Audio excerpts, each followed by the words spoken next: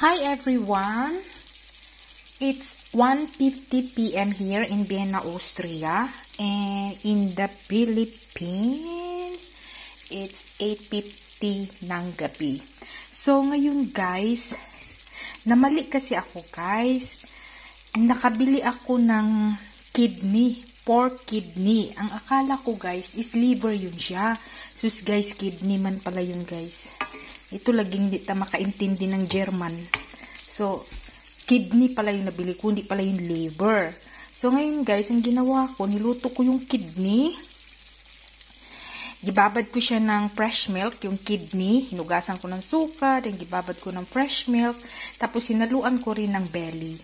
So, ang ginawa ko guys, kidney and belly to guys. So, giluto ko muna yung una yung what you call that, yung belly, gipalutong ko, then yung kidney, giprito ko rin, lutong. Then,